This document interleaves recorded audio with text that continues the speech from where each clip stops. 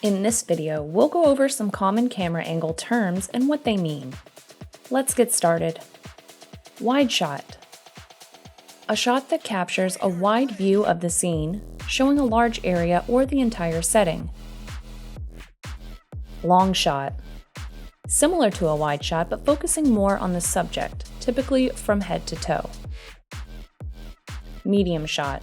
Shows the subject from the waist up, providing a closer view while still capturing some of the surrounding environment.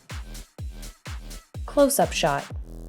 A tightly framed shot that focuses on a specific detail or part of the subject, often the face. Extreme close-up. An even tighter shot that highlights a very specific detail or feature, such as an eye or a hand. Over the shoulder. A shot taken from behind one character, showing the other character's face and shoulder in the foreground. Point of view. Captures the scene from the perspective of a character, showing what they see. Low angle shot.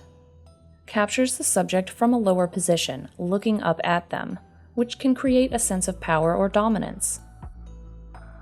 High angle shot. Captures the subject from a higher position looking down at them, which can convey vulnerability or submissiveness. Dutch angle.